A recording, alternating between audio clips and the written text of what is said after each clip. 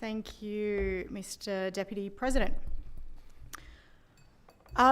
Last night in this place, I made a speech explaining the need for a dwelling use and vacancy audit to accurately represent the current landscape of housing.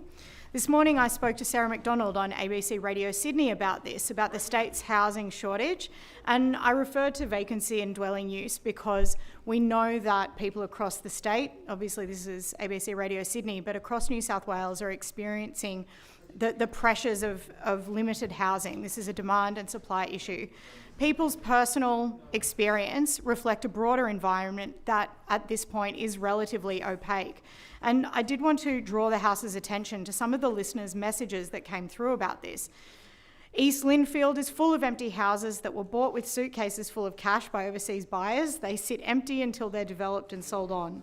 Jaffa Street, empty for 7 months and counting. I saw a family living in a cage in my apartment building's underground car park last night. Perhaps it's temporary, but I was shocked. And I read water meters all along the North Shore as part of my job. People would be shocked to see the number of beautiful homes that are sitting empty at the moment. This is an issue across New South Wales.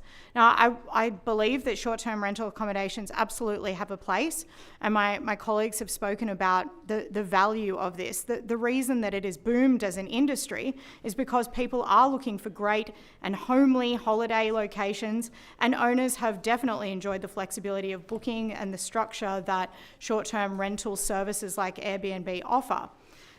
The short-term rentals have been a great addition to our property landscape and were regulated for those halcyon days of carefree international travel, a time where major trading partners lived in peace and when our AAA credit rating was safe and secure because of responsible government management. Today, however, we are facing a confluence of factors that has seen New South Wales reach a crisis point in housing. Demand is far outstripping supply, and we must put additional effort into addressing the problem of housing shortages.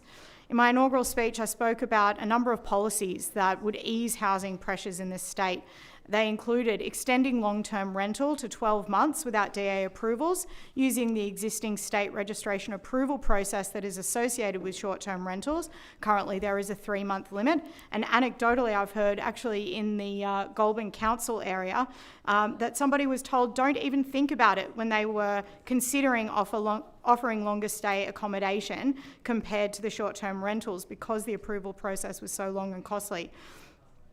In Brisbane, the council is working with Decard Technologies to reveal database discrepancies between short-term rental records and accommodation actually being advertised in the local market.